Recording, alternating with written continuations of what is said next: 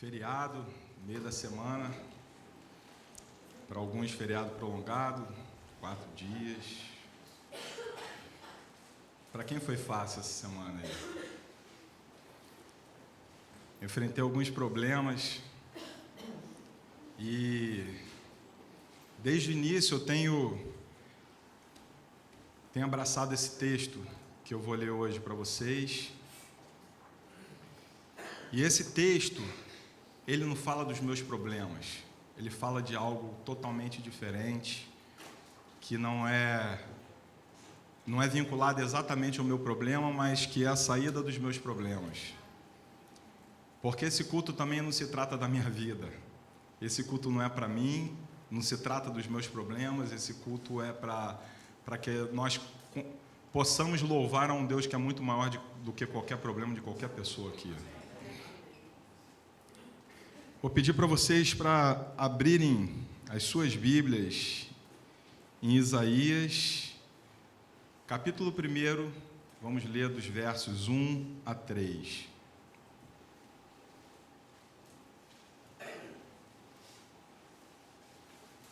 A gente tem essa mania, né, de olhar para o nosso problema e achar que é a única coisa que existe em determinado momento da nossa vida.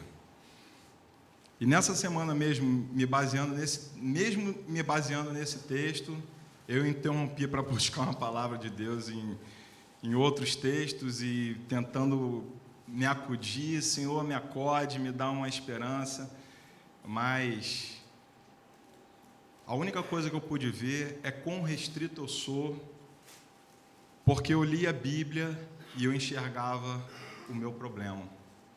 E com isso eu não entendi o que a Bíblia estava dizendo naquele momento. E aí depois eu consegui reverter e voltar para o caminho do entendimento e começar a ver que o meu problema já estava resolvido há muito tempo. E que Deus já tinha me dado a vitória. E eu vou testemunhar disso aqui. Deixa eu só completar aqui. Mas a história já está determinada já. Isaías 1, versículo 1 ao 3. Eu vou ler na King James, atualizada, uma versão que deve ser um pouquinho diferente dessa aí. Visão sobre Judá e Jerusalém, entregue a Yeshayahu ben Amotes, Isaías, filho de Amós. Nos dias de Uzias, Jotão, Arrais, Acais e Ezequias, reis de Judá. Ouvi, ó céus, presta atenção, ó terra. Eis que assim diz Yahvé, o Senhor: criei filhos e os fiz desenvolver.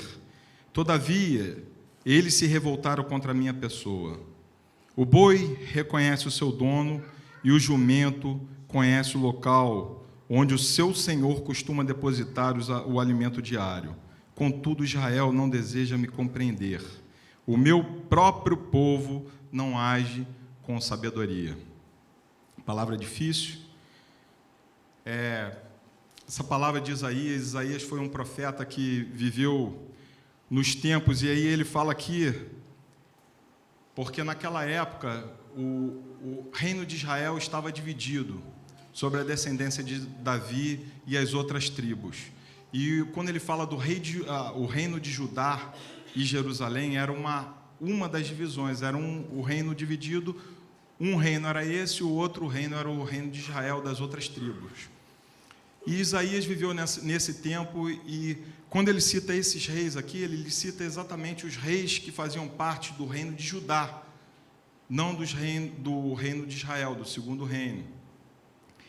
E ele começa com Uzias e termina com Ezequias, o que dá mais ou menos um tempo de entre 792 a 686 a.C. Isso é pouco importante, só para você se situar na história. Eu comecei a olhar o livro de 2 Reis, onde trazem a sequência dos reinos. E esses reis, desde Uzias, eles eram reis que às vezes se voltavam para Deus e às vezes não se voltavam. Esses reis, apenas um foi colocado, esse não fez o que Deus queria. Mas tem uma peculiaridade nesses reinos, que só foi terminado com o rei Ezequias. Ezequias, se vocês lembram bem, eu acho que todo mundo conhece a história de Ezequias aqui. Ezequias é aquele da doença, que Deus falou, olha, você vai morrer. Quem foi ao palácio levar a mensagem para Ezequias? Isaías, o profeta Isaías. E ele chega para o rei Ezequias e fala assim, você vai morrer. E Ezequias cai em terra e chora na presença do Senhor e pede, Senhor, eu fui um rei bom, eu segui a tua vontade, por que isso está acontecendo para mim? Aí Isaías está no pátio ainda, ele volta, vai lá levar, Deus fala com ele, vai lá levar a mensagem a Ezequias, eu vou dar mais 15 anos de vida a ele. E ele volta e leva essa mensagem a Ezequias. Esse era o rei Ezequias. Então, desde o início de Uzias, eles eram reis que se voltaram para a vontade de Deus. Até que Ezequias é comparado até a Davi. Ele fala assim como Davi, ele foi um rei voltado para Deus.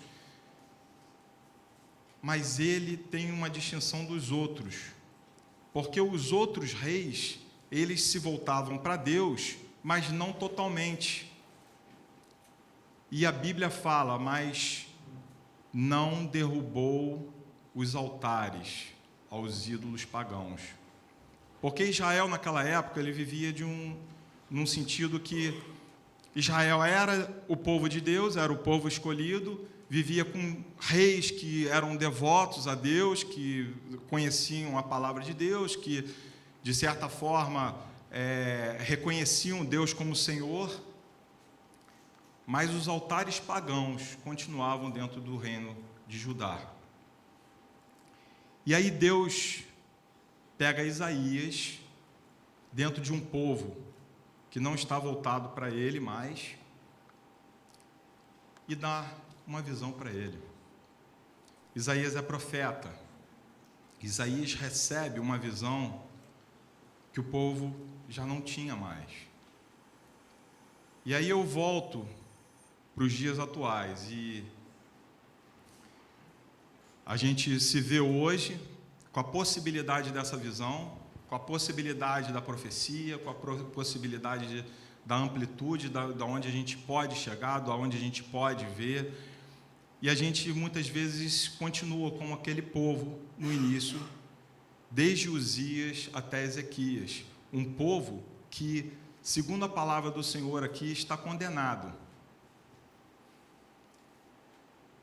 E aí eu lembro da condição original, da nossa condição original. Quando eu olho para mim mesmo, eu olho para vocês e eu cito essa questão da gente chegar aqui num culto e achar que a gente está adorando a Deus e falar, poxa, mas eu cheguei aqui com um problema tal, e eu vou à igreja, eu quero resolver esse problema e Deus hoje vai me acudir. Hoje é domingo, é o Kiriak Remer, é o dia do Senhor, mas eu vou lá para a igreja e Deus vai conseguir resolver aquele problema para mim. Vai me dar a liberdade, vai tirar aquele homem que tem tentado me derrubar no trabalho, vai tirar aquele empecilho no meu negócio, ou vai, sei lá, me dar um filho, vai me dar um emprego, e assim vai. E a nossa vida vai seguindo nesse sentido, uma visão restrita de Deus.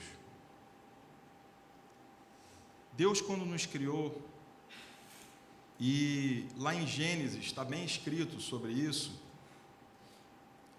Ele criou o homem junto dele, e Ele fez o homem dominador, Ele fez um homem eu creio, com amplitude de visão e inteligência que a gente não pode compreender, porque nós não vivemos isso. E a partir do momento em que o homem peca e se separa de Deus, ele perde essa visão. Deus chega em determinado momento no Jardim do Éden A Eva tinha sido enganada pela serpente, tinha comido do fruto proibido, tinha dado a Adão, Adão tinha comido do fruto proibido, e Deus chega na mesma hora que ele sempre vem, no final da tarde, na viração do dia, e ele pergunta a Adão, porque ele não vê mais Adão. Cadê Adão? Adão está se escondendo de mim. E essa colocação, muitas vezes a gente pensa assim, Deus não estava vendo, Deus é onisciente ou não é onisciente? Deus está em todo lugar ou não está em todo lugar? Como Davi fala, eu não tenho lugar onde eu possa estar que eu possa me esconder de ti. E essa colocação de Deus, na verdade, ela remete à seguinte pergunta: Adão, onde você está agora? Onde você se enxerga agora? Porque antes você me via, agora você não me vê mais. Você está se escondendo de mim, por quê? O que mudou de uma hora para outra que você comeu de algo que era proibido, que mudou a sua cabeça? E a partir de um determinado momento, a partir de que o pecado entra no homem, o homem começa a ver a partir dele mesmo, não a partir de Deus. Porque antes ele via e ele enxergava tudo. Deus pegou ele, fez filho, e deu a ele o mundo, e deu a ele a condição de viver ao lado de Deus. E de repente, o homem perde isso tudo e começa a ver a partir dele mesmo. Eu começo a ver a partir dos meus problemas. Eu começo a ver a partir das minhas necessidades. Eu começo a ver a partir dos meus desejos. E com isso eu começo a ficar cansado, eu começo a não ver sentido nas coisas, eu começo a me separar, e com isso eu me distancio de Deus e me escondo até dele, porque a presença de Deus me traz constrangimento. Eu não estou vendo mais a Deus, eu estou vendo só a mim mesmo. E Deus não faz mais parte da minha vida. E aí eu preciso retornar de novo a ter uma visão que não é minha.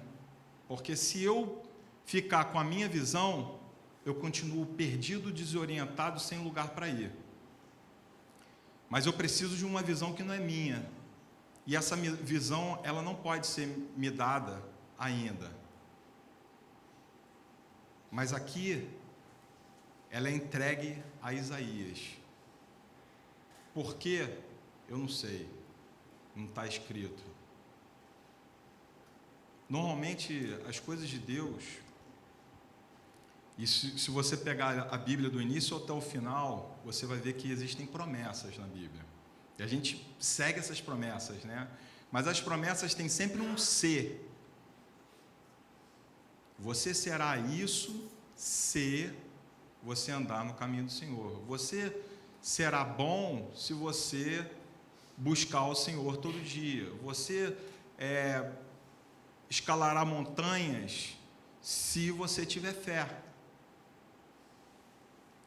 E quando a gente busca o cumprimento das promessas, a gente busca, na verdade, a gente não tem que buscar o cumprimento das promessas, a gente tem que buscar o ser. E o ser, normalmente, remete ao próprio Deus. Porque é Ele o ser, em todos os sentidos. O ser se resume, assim como a gente pediram para Jesus: Jesus, resume esses mandamentos aí. E eu estava pensando sobre os mandamentos outro dia, e a gente vê aquelas leis todas lá no Pentateuco, e fora tem tanto detalhezinho, mas os mandamentos, eles eram como princípios. E os princípios se resumiam num único princípio. Se você seguisse o princípio, você não precisava nem se preocupar com a lei, porque a lei acabava sendo cumprida. Se você seguisse um princípio de todos os outros, você já cumpria todos os outros princípios, que você não precisava. Então, a lei de Deus tem essas escalas de princípio que você se resume, no final das contas, ao próprio Deus. E é o primeiro mandamento: amarás a Deus sobre todas as coisas, acima de todas as coisas. Se você fizer isso, todas as coisas são perfeitas na sua vida. E esse é o ser de toda a promessa. Só que o povo de Deus, ele já tinha esquecido desse ser, ele já tinha esquecido de Deus, e ele já tinha voltado para outros deuses, ele já tinha se distanciado do caminho reto, já estava no caminho tortuoso, e, segundo a palavra aqui, do início de Isaías, ele já estava condenado. E Isaías recebe essa visão e vai até o povo, só para transmitir a palavra de Deus. Se vocês prestarem atenção no detalhe dessa palavra, ele fala assim: ouvi, ó céus, presta atenção, ó terra. Ainda que homem nenhum ouça o que Deus tem separado para você, os céus e a terra são testemunhas, e o decreto já está lançado.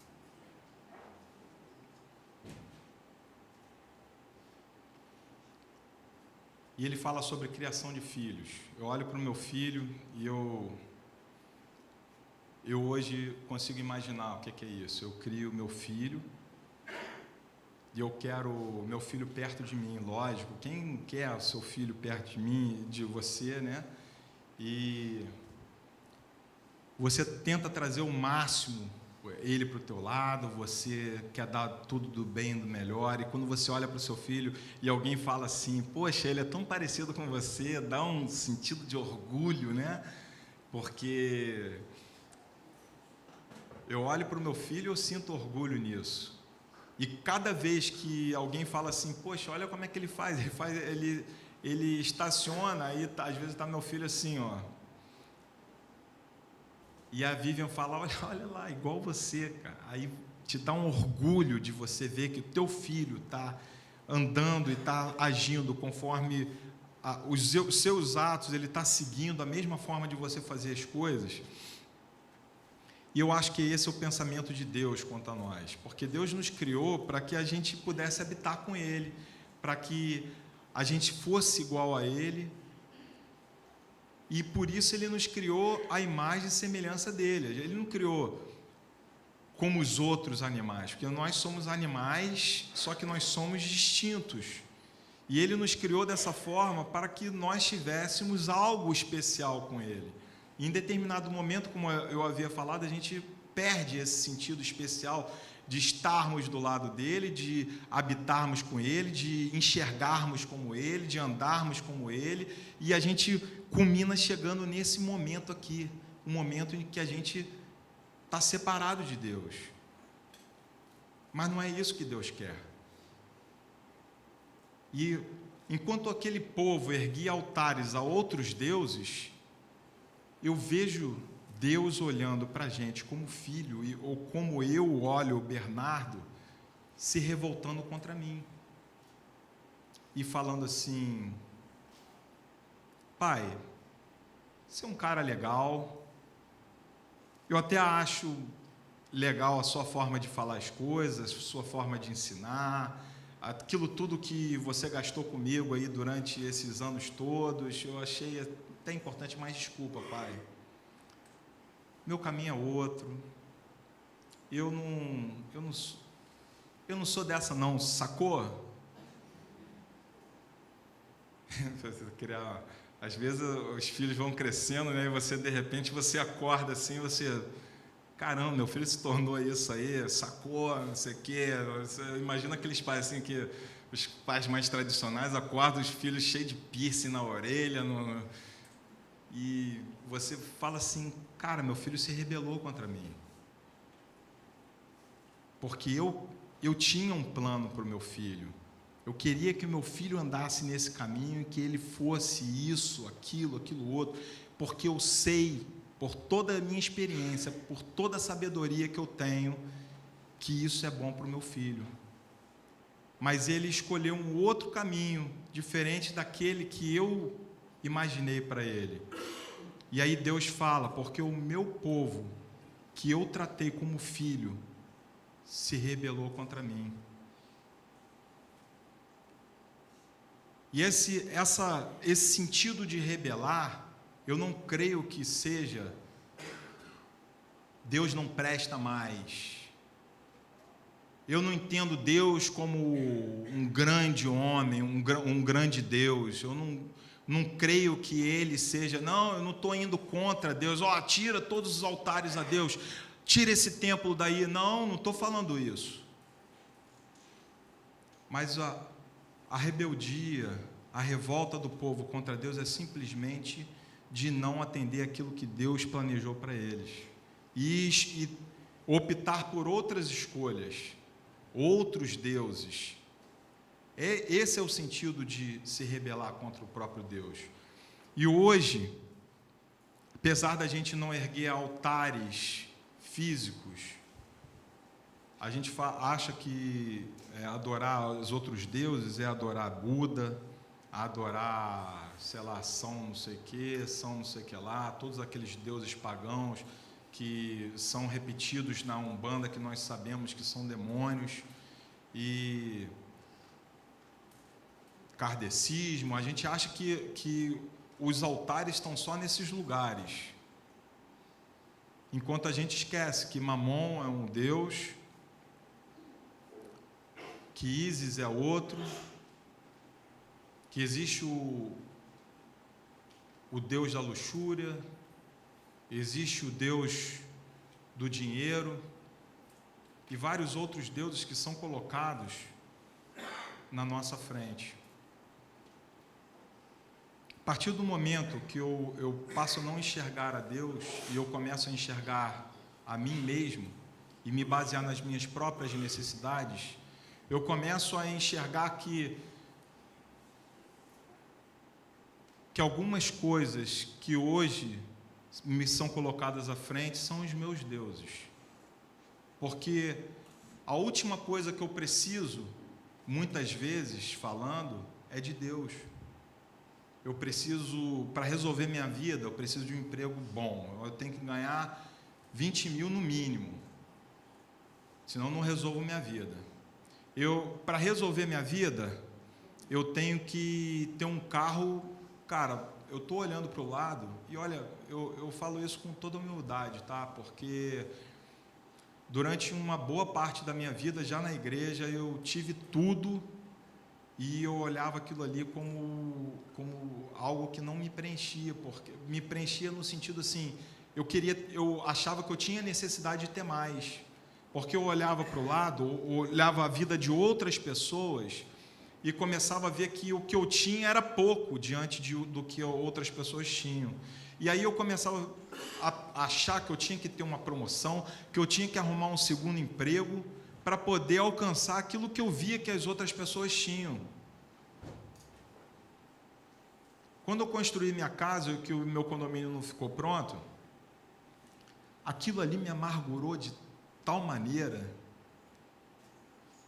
que eu passei a ser uma pessoa triste, porque eu achava que aquela casa tinha sido um mau negócio, que ela não iria valorizar, que eu estaria morando num lugar onde era um lugar inseguro, era um lugar cheio de problemas e tudo mais, e eu me amargurava porque uma simples decisão de ter comprado um terreno num lugar fez, de repente, toda a diferença na minha vida. E eu pensava o seguinte: eu posso chegar mais adiante, eu poderia hoje já estar num lugar muito mais valorizado, era o boom imobiliário, as coisas estavam valendo muito, as pessoas que tinham comprado imóvel e investido nas áreas certas, nos lugares certos, estavam valendo muito. E eu pensava assim: agora para eu chegar lá eu vou ter que comer muito capim, eu vou ter que ralar muito. E aí o que eu vou ter que fazer? Eu vou ter que arrumar outro emprego, eu vou ter que passar num outro concurso, eu vou ter que correr atrás de outras coisas, eu vou ter que investir na bolsa.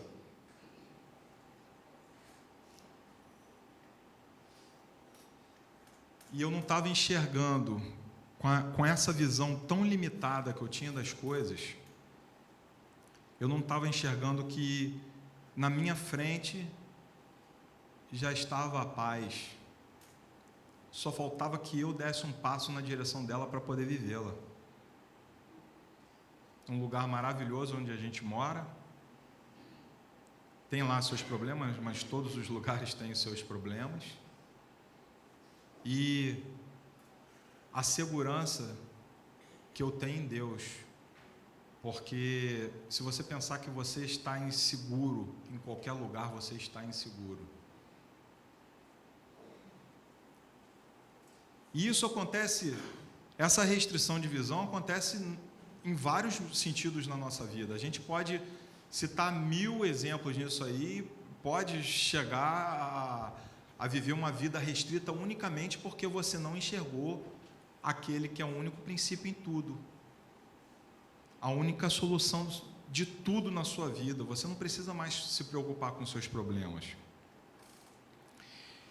E Deus, em determinado momento, ele fala aqui nesse texto que Ele é o nosso dono, mas nós nos esquecemos dele. Ele é o nosso Pai e nós nos esquecemos dele, porque Ele nos criou, nos deu tudo, nos deu toda a condição, e eu continua, como eu vou testemunhar aqui, já testemunhei que Ele já me deu a vitória em algo que eu já estava pedindo há algum tempo, continua cuidando da gente, contanto que o propósito continue sendo Ele. E aí, em determinado momento, nesse texto, ele fala que a gente se revolta contra Ele, e Ele mostra que Ele é o nosso dono, que é simples demais que a gente viva essa vida. É simples num sentido e difícil no outro. Sabe qual é a dificuldade que a gente tem? A dificuldade que a gente tem é de nos entregarmos ao nosso dono. E aí, para isso, ele coloca um exemplo aqui. Ele nos coloca uma comparação com alguns animais. Ele fala de um boi e de um jumento.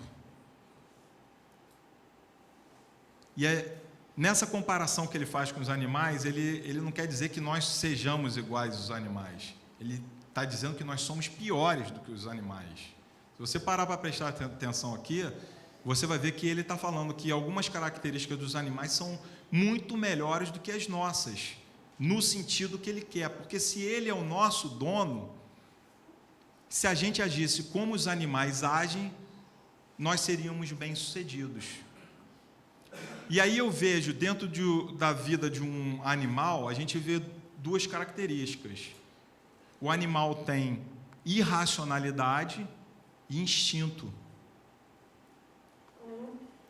Se a gente gerar isso na gente, nessa condição de dono, herdeiro, de propriedade, herdeiro, né? Porque nós somos algo a mais do que uma simples propriedade. Nós somos propriedade, herdeiros, filhos. Mas se nós nos colocarmos nessa situação de herdeiros, de irracionalidade e de instinto, é o suficiente para a gente caminhar com Deus. Quando Jesus vira e fala para Nicodemos que os nascidos do Espírito são como o vento, ele quer dizer simplesmente isso. Se você é nascido do Espírito, você é propriedade de Deus. Se você é propriedade de Deus, quem te leva para onde você quer é Ele. E você não é dono mais de você mesmo, porque você entendeu, porque quando nós somos donos de nós mesmos, nós caminhamos para o nosso próprio caminho, não para o caminho dele. No sentido de animal, também nós temos dois tipos de animais. Nós temos os domésticos, como são os exemplos aqui, o boi e o jumento aqui são animais domésticos, e nós temos os animais selvagens. Os animais selvagens... Deixa eu beber uma água. Os animais selvagens, eles são livres, vivem lá na selva, na savana, e eles estão preocupados com o quê? Com o alimento deles. Então eles vão para onde eles querem e eles sobressaem na força. O líder deles e o que leva eles é aquele que é mais forte. Mas aquele que é mais forte, ele pode cair. Porque a hora que aparece um mais forte que ele, e eu sinto isso, que às vezes na vida profissional nossa parece isso, né? Tá todo mundo ali do lado, na espreita. Se ele der mole, atropelo ele. E outro dia eu estava assistindo um programa na National Geographic, alguma coisa assim, que eu tava, as crianças elas gostam muito desses programas de animais, né? E tinha sobre colônias de leões. E estava aparecendo justamente isso, eles vão ficando sem alimento, vão ficando fracos, eles têm que correr atrás de alimento, e aí tem uns que se revoltam, aí os outros banem eles daquela comunidade de leões, né? E aí depois eles voltam para pegar os caras. Então o animal selvagem, eu creio que ele vive muito assim, segundo ele próprio, e a vida dele se encerra nele mesmo, porque não existe ninguém que seja dono dele que possa levar ele para algum lugar melhor, possa tratar dele, possa cuidar, o alimento dele ele vai arrumar ali. Nesse sentido, quando a gente tem um dono e nós somos domesticados, nós sabemos justamente onde está o nosso alimento.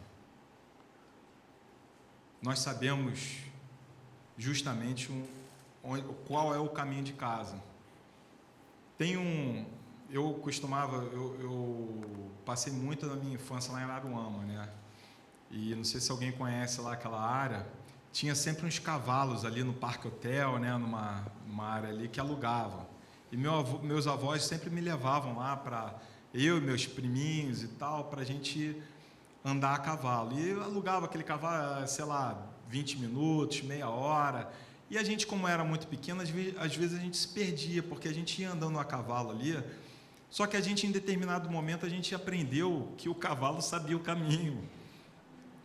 E a gente falava assim, quando a gente se perdesse, era simples, era só deixar o cavalo, largava a rédea do cavalo e o cavalo ia devagarzinho assim andando, e rapidamente ele achava, eu acho que ele já sabia todos os caminhos, porque ele achava o caminho mais curto e chegava lá onde estavam os donos dele.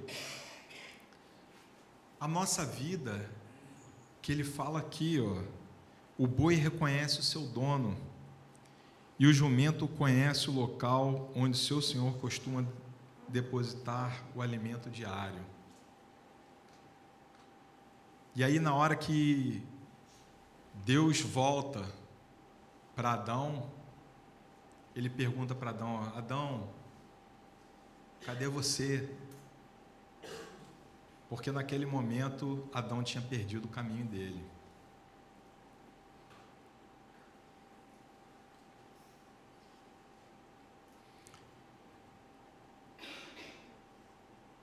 E como é que a gente faz para voltar para essa visão? Porque assim como Isaías, e ele próprio recebeu essa visão de Deus a partir de um determinado momento, nós podemos ter essa visão a qualquer hora. E quando eu vejo que Adão, em determinado momento, ele perdeu a visão, e esse foi o primeiro Adão, veio o segundo Adão. E o segundo Adão tinha toda a visão. Ele tinha a visão ampla de tudo. E aí a gente fala assim, mas porque ele era Deus. Mas essa visão foi entregue aos seus discípulos. E os seus discípulos, em determinado momento, eles também não entendem. E Jesus, sempre que falava, trazia aquela mensagem com uma parábola, nem eles entendiam. E eles sempre iam perguntar, mas Jesus, como é que é isso? Mas eles passaram a entender. Pedro tinha medo até o momento da morte de Jesus, mas depois do Pentecoste, era o cara mais destemido do mundo. E a visão deles se ampliou de tal forma que quando eles o enxergavam, um homem pedindo um dinheiro na rua, eles falavam: eu não estou te vendo mais como um pobre, eu estou te vendo como um rico sarado, levanta e anda. quando a gente olha para uma pessoa, em qualquer sentido da nossa vida, e aí eu lembro de um sonho em determinado momento que eu tive, porque a gente costuma falar, poxa, não assiste a Globo não assiste as novelas, isso aí só traz podridão para a nossa vida. E aí tem muitas outras coisas, filmes, a indústria de Hollywood traz muita podridão. Em determinado momento eu tenho poucos sonhos, poucos, mas sempre que eu tenho um sonho contundente, eu levo isso durante muito tempo. E eu lembro até hoje de um sonho que eu tive, em que eram tirados da minha vista como se fosse lentes. E lentes, cada lente tinha um desenho de um demônio diferente. E aquelas lentes iam saindo assim. E no final ficava só a minha íris com a lente pura. Muitas vezes você olha para uma pessoa na rua e você não enxerga o que está por trás dela.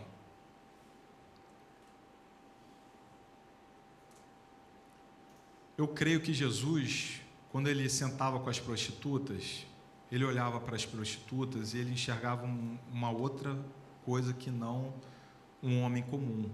Porque as prostitutas, se você for ver uma prostituta na rua, ela vai se vestir de forma atraente, não sei, sensual, vai se vestir de uma forma sensual, vai se vestir de uma forma que atraia determinados tipos de homens, e nela existe algo por trás que não é ela, mas que se você não tiver a sua visão aberta, você não vai ver.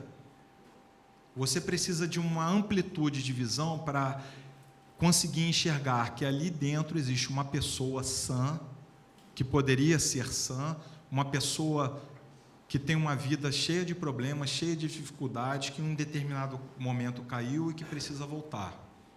Uma pessoa que, se não tivesse os demônios que existem hoje nela, que ela seria uma pessoa como eu e você. E essa visão, ela se transfere para todas as áreas das nossas vidas. Eu não preciso falar de uma prostituta aqui. Eu posso falar de o seu chefe, eu posso falar do seu vizinho, eu posso falar do cara que te atendeu mal numa loja, num restaurante, e que em determinado momento aquele cara, se ele puder receber uma palavra de libertação, ele vai ser outra pessoa. Eu posso falar sobre um mendigo na rua, uma pessoa desesperançada. Essa semana eu tenho ido muito para o Rio de moto, né, para o trabalho, mas eu deixava ali perto das barcas. E essa semana eu deixei de novo nas barcas, porque um dia estava chovendo, enfim, eu não quis ir para o Rio de moto.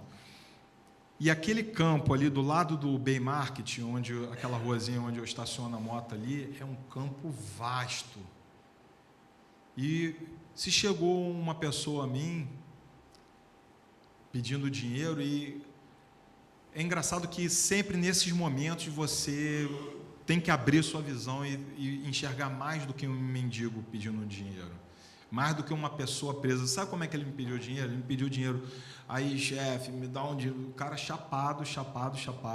Aí, chefe, me dá um dinheiro aí, que R$1 para eu comprar uma maconha. E eu ofereci tudo que eu tinha que oferecer a ele, que não era R$1 que ele precisava. Eu ofereci para orar por ele, eu repreendi o demônio que estava dentro dele, mas eu perguntei se ele queria. Ele falou: não quero. E você não é crente se você não me der R$1, você é cristão. Quando eu comecei a falar, ele falou: você é cristão, né? Acho que ele falou: aí tá muito bom para mim. Você é cristão, né? Aí eu falei: sou, e eu tenho muito mais para oferecer para a tua vida do que R$1, de algo que está tirando a tua vida. E ofereci para ele, ele falou, não vai. Aí eu falei, cara, eu não posso te dar, porque o que você precisa não é de R$1. Ele falou, você é cristão, mas não dá dinheiro, você é cristão, e foi embora. Enfim, isso não compete a nós, mas existe um campo enorme na frente da gente. Só que a gente precisa abrir a visão. E o que Deus fala para Isaías comunicar ao povo dele naquele momento, é que a visão está para eles. Olha, o teu Deus está te chamando de volta, vocês estão condenados hoje. Sabe por quê? Porque vocês continuam indo à igreja e vocês só pensam nos seus próprios problemas. Vocês não estão aí para louvar a mim, vocês estão aí para buscar a solução nos seus problemas. E Isaías fala claramente isso quando ele diz: o meu próprio povo não age com sabedoria. Qual é a sabedoria que Deus espera que nós tenhamos? Deus espera que nós tenhamos a sabedoria dele próprio. Deus espera que nós tenhamos o conhecimento dele, porque a solução dos nossos problemas não está em nós, a solução dos nossos problemas está nele. Mas nós não precisamos também nos preocupar com os nossos problemas, porque a vida que ele tem para nós é muito maior e muito melhor do que os nossos problemas. Mas nós continuamos procurando solução para os nossos problemas e continuamos, como animais selvagens, andando no nosso próprio caminho. E Deus hoje chama toda a igreja para abrir a visão. Só que essa visão, ela depende de uma mente racional em alguns sentidos. Ela precisa que a gente exercite nosso entregar. Eu quero ser instintivo em alguns lugares. Deus, me fala o que eu tenho que fazer, porque eu não sei nem o que eu falo aqui para vocês hoje. Porque quem me dá é Ele. E se Ele não me der, eu só vou falar bobagem para vocês. Porque eu não tenho uma solução para o problema de vocês. A única solução que eu tenho é o princípio de tudo. É o habitar com Deus e é o maior dos mandamentos. É o princípio de todas as soluções, é o princípio de todo o cumprimento de lei e é o princípio de toda felicidade, paz e alegria na nossa vida, que é o reino de Deus. O reino de Deus está nele próprio. É um reino espiritual. E aí Deus, quando fala de sabedoria, nós temos sabedoria, nós temos inteligência, e a inteligência a gente vê assim, eu vou ler o livro lá do John Bevere, porque o livro do John Bevere tem aquele negócio de honra, e se eu aprender a honrar, eu vou receber o meu emprego, eu vou receber lá a promoção que eu preciso, porque eu honrei meu chefe. Mas olha só, o que o John Bevere fala lá é simplesmente o que Deus abriu um pouquinho a visão dele, naquele sentido. Mas eu não quero só a abertura da minha visão no sentido de aprender a honrar. Eu quero a abertura da minha visão no sentido de aprender a honrar. Mas eu quero também a abertura da minha visão no sentido de libertar pessoas. Eu quero a abertura da minha visão no sentido de enxergar pessoas que estão endemoniadas, que estão presas, que vêm contra mim, não por causa delas próprias, mas vêm por causa do que está por trás delas, porque o que está em mim incomoda ao que está atrás delas, não a elas exatamente, porque no final o que elas querem sou eu mesmo, é o que está atrás de mim. Elas querem Deus também, mas elas não sabem encontrar esse caminho. Então, quando eu leio um livro e eu busco, eu vou ler 20 livros e ao final desse ano eu vou ser um cara mais espiritual. Há muito tempo atrás,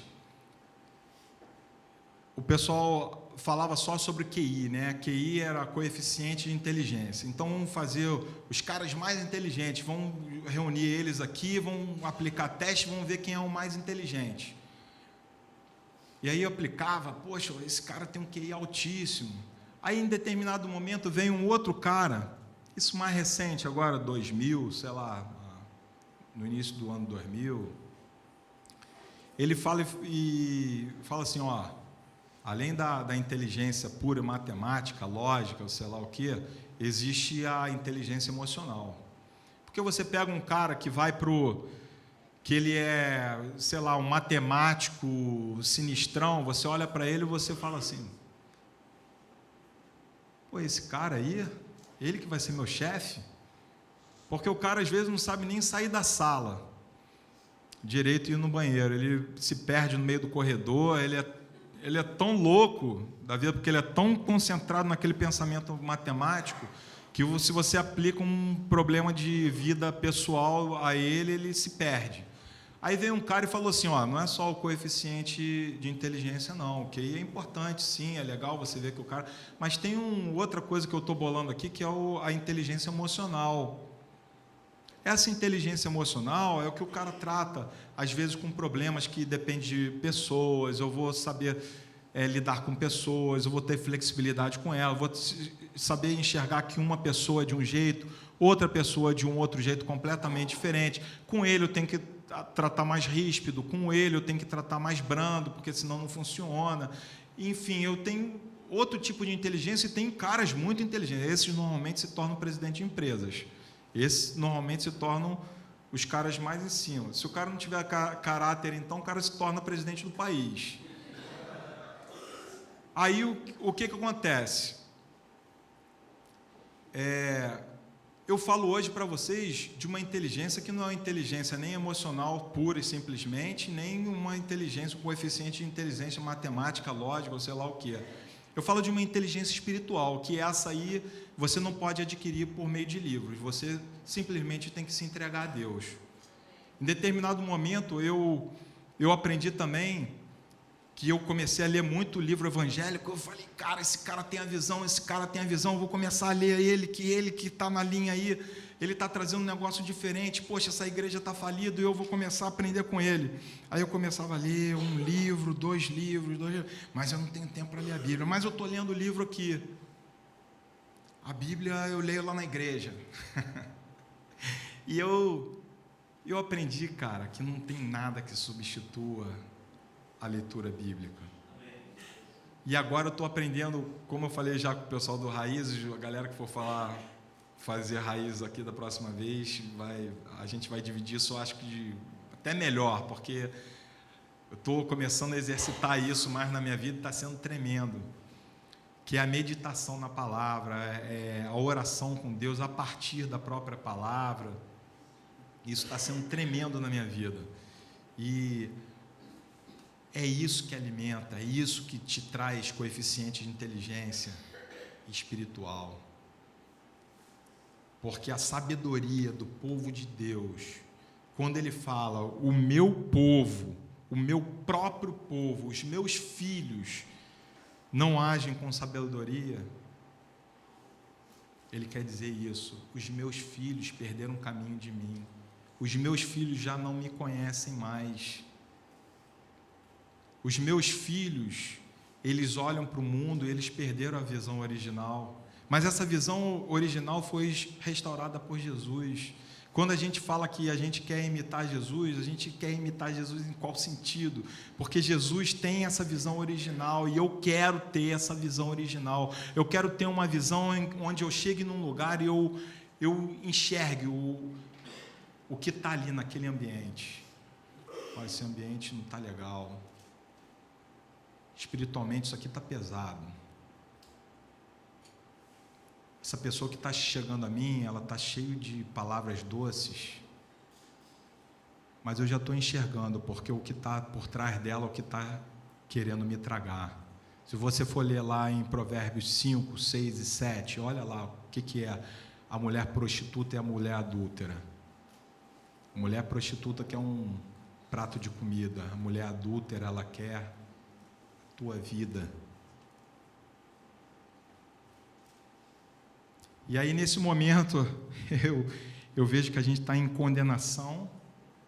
Isaías coloca aqui, nós estamos em condenação porque nós estamos com outros ídolos, nós estamos buscando coisas que não são a presença dele, nós estamos buscando os caminhos que não são os caminhos dele, e nós estamos em condenação, porque Deus está falando e já falou para os céus e a terra, e eles são testemunhas disso, já está lançado o decreto há muito tempo. E aí existe a possibilidade de arrependimento e de retorno. Quando a gente começa a se arrepender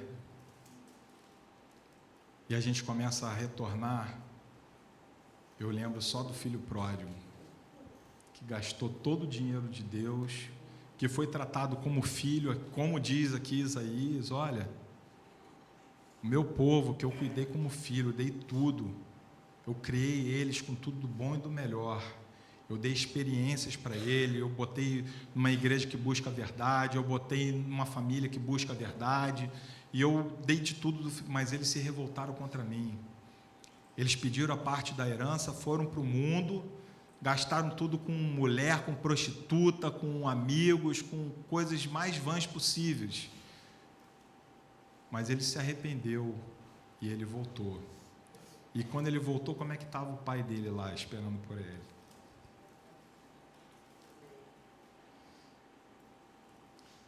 Nosso Pai, Ele está esperando sempre por nós assim. Basta que nós reconheçamos onde que nós caímos, onde que nós perdemos a visão. O que a gente precisa fazer para voltar é simples. É começar a nos esvaziar. Eu não quero esse tempo, apesar de eu achar que eu preciso disso, eu vou experimentar o que eu preciso mesmo. Tem tanta gente falando, eu acho que aquela palavra que Deus falou essa manhã aí para mim, acho que é isso mesmo. Eu estou buscando tanta coisa e até hoje isso não me preencheu, não mudou nada a minha vida. Eu continuo, parece que rodando em círculos, e eu não saio do lugar, mas eu tenho uma visão lá na frente que eu queria alcançar. Por que eu não alcanço essa visão? Porque eu continuo andando em círculos aqui atrás. E eu vou experimentar outra coisa. Eu vou experimentar dessa sabedoria que Deus está falando aqui. Eu vou experimentar conhecer Ele. Você não precisa fazer muito esforço não, filho. É só você chegar e buscar Deus, que Deus vai falando com você. E não é assim, Deus vai falar comigo hoje o que eu tenho que fazer amanhã, que amanhã minha vida já vai começar a mudar. Não, é dia após dia, Deus vai falando cada dia para você uma coisa diferente. Eu comecei essa semana com um versículo. Aí depois eu passei para o outro, e depois eu passei para o outro. E eu estava relendo o que eu escrevi sobre esses versículos e Deus estava falando tanta coisa a mais ainda. Eu já li a Bíblia toda 3 vezes, mas você já parou para ouvir a voz de Deus enquanto você lê a Bíblia? Você já começou a se entregar a Ele para que Ele fale profundamente em você e que você comece a viver aquilo que Ele já falou aqui nesse momento? Essa mensagem que a gente tem, a Bíblia fala em buscar enquanto me puderes achar, né? Enquanto puder achar. E ela fala também, buscar-me-eis e achareis quando me buscares. O que é todo o coração? É entrega. Eu estava louvando aqui, eu falei, Senhor, preciso plantar bananeira aqui para alcançar o teu coração. É só eu sentir que isso aqui é verdade na minha vida, que o Senhor é grande mesmo, que os teus caminhos são maiores que todos os caminhos, o teu entendimento é maior que todo entendimento, que eu não preciso de nada e eu te glorifico, porque mesmo eu sendo falho, o Senhor me trata como filho. Essa é a verdade, a essência da adoração, a essência do servir e a essência da entrega a Deus.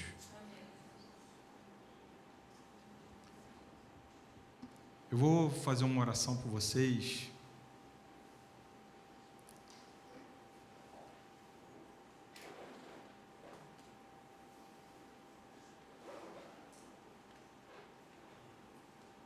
Eu acho que vocês podem dar um primeiro passo essa manhã, se algo que foi falado aqui moveu no coração de vocês, no sentido de entrega. Olha, não estou me entregando, porque eu louvo a Deus, porque Deus fez tudo perfeito, e Ele é esse paizão aqui, que cuidou de nós desde o início, e Ele tem criado a gente desde quando a gente estava no ventre da nossa mãe, senão nem nascido a gente não teria nascido. E Ele tem cuidado, dado saúde, tem colocado às vezes a gente em um lugar que a gente nem sabe como foi parar ali, e muitas vezes a gente tem se esquecido desse Deus, porque a gente tem preferido outras coisas apesar de Deus. Olha só, eu não estou pregando aqui sobre, caramba, você tem que largar sua vida toda, deixar de fazer ginástica, deixar de trabalhar para você ficar... Cara, a vida de Deus é algo paralelo, busca o seu Deus e todas as coisas vão acontecer 24 horas por dia.